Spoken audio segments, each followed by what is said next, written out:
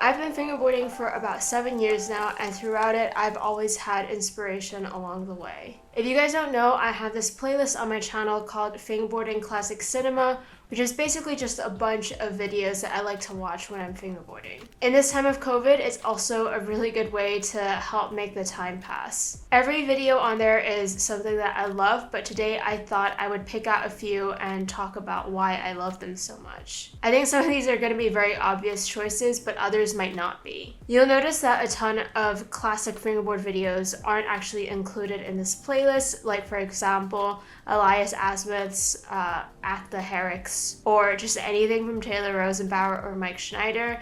And honestly, it's because I can't fingerboard while I'm watching those videos. I find myself paying attention to every single thing that they do.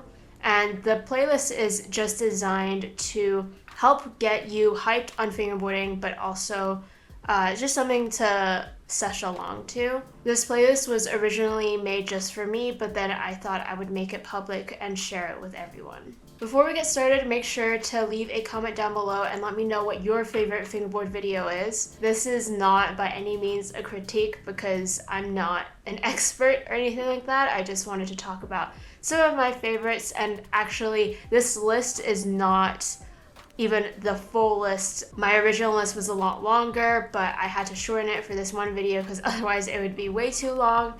So I'm probably gonna make a part 2 to this. The first video I want to talk about is Whoa by Shredding with Fingers, also known as Skylar Rippey. This video features both him and Eric. Eric and Skylar actually have a ton of videos together, one of them being a rendezvous video, which is one of Skylar's most recent videos. That's also a really good one to check out, so I recommend you do. It's also in the playlist as well. But yeah, Whoa is just a video featuring two friends that are having a ton of fun. Nothing is filmed too purposely, and there are some silly parts which I think a lot of other people might have taken out in the edit, but they decided to keep in.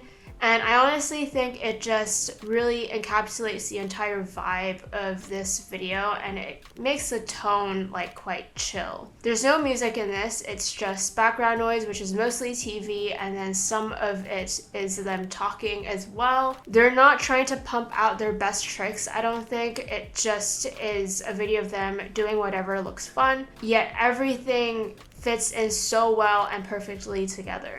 This one always gets me very excited to film, and it makes me wish that I had a fingerboard buddy that I could film with more often. As a general note, Skylar's channel inspired me to make videos. He is the reason why I started making unboxings when I first started fingerboarding as well. The next video is definitely an obvious choice, and that is Variety Collection 2 by Jesse Braun.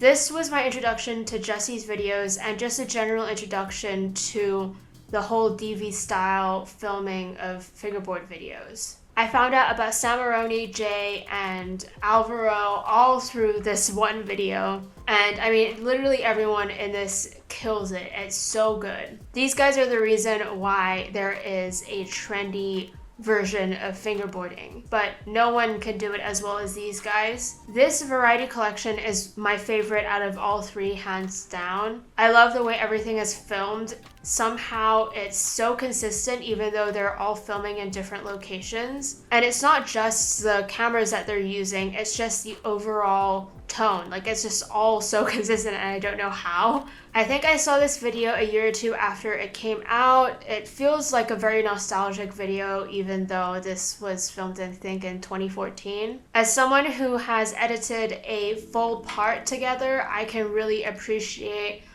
picking and choosing who starts the video and who ends it. And Sam Aroni, ending this video is absolutely perfect. I actually have his part saved separately in the playlist as well because I love it so much. But I mean, everyone in fingerboarding knows who Sam is, and I don't need to tell you to check out his videos, which brings me to the next video, which is Burlinwood New Mold Review by Mike Schneider by Sam Aroni. Sam isn't the only person in this video, but I wanted to highlight his parts because the spots that he chose to film in are the reason why I love this video so much. At 15 seconds, we see the first fisheye spot from Sam, which is just a CVS pill bottle that he uses as a trash can type of obstacle. Later, we see these two concrete slabs on either side of the fisheye, and then in the middle is the actual obstacle he uses, which is a parking curb propped onto another piece of concrete and some wooden pallets. To me, it almost looks like he's decorating the frame to make it look more busy. I never would have thought to put those two concrete slabs there. I think that if they weren't there, the frame wouldn't look as interesting or cool. Then you have the next spot, which once again features a CVS bottle, but it has a DIY wooden kicker and the concrete parking curb. It's basically like a gap, but later on he smushes all three together to make a much smaller gap. To me, all of the spots look very homemade, and it reminds me of a DIY skate spot. The filming is of course amazing, but the obstacles are what stand out to me in this one video. Speaking of interesting spots, the next person I'm going to talk about is Mike Whitcomb and his video ACAP.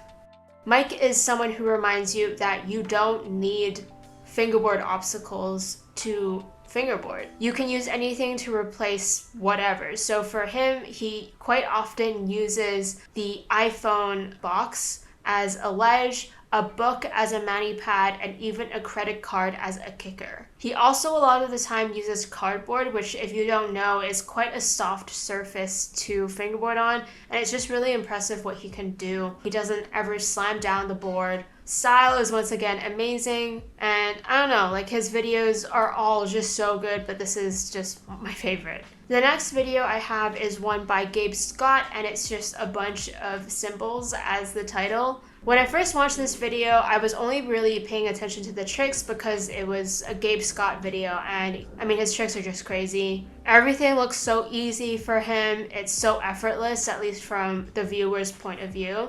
But then about halfway through, I started listening to the song, and it just becomes such a ridiculous and funny video. I think she reminds me of my mother, and she knows I like it. You have this mixture of really, really cool and good tricks with a song about incest, or at least a song about two people who are having romantic relationships with people that remind them of their parents. The song just always makes me chuckle every time I watch the video. The second to last part I have to talk about is 3000 the full length by Jack Norris. Jack has sadly quit fingerboarding, or at least is no longer really involved with the scene. I wanted to include this video because I feel like a lot of newer people in fingerboarding don't have any clue who he is.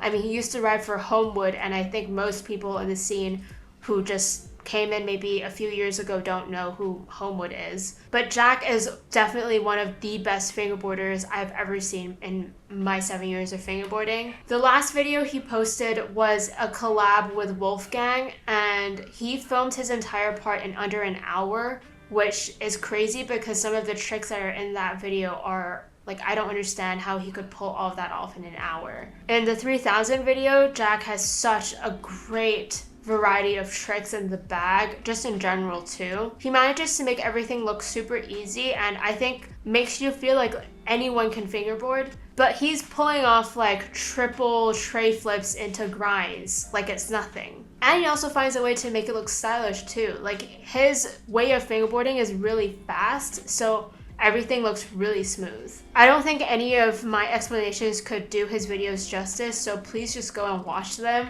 I don't understand how anybody could be this good. The last video I'm going to talk about today is Reduced Johnny's Catfish Barbecue Welcome video.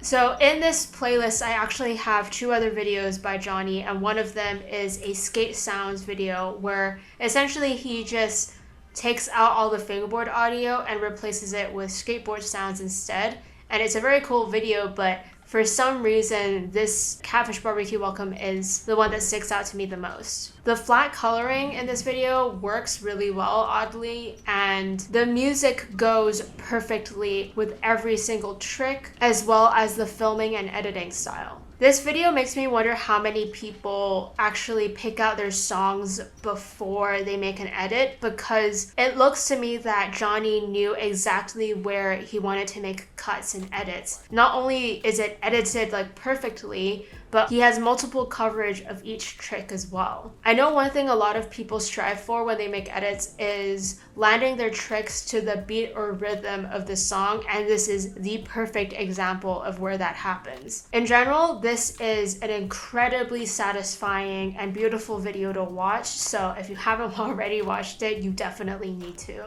So that's all of the videos that I'm going to talk about today. The list definitely goes on. I actually have a ton more videos I want to talk about, and I'm probably, like I said, going to make a second part to this video. I could go on all day, but you'll probably get bored, so I will just end the video here. Please go and watch all of the videos that I mentioned today if you haven't already, and if you have, go watch them anyway. They're all in the playlist. But for now, that's it. Thank you all so much for watching, and I'll see you in the next video.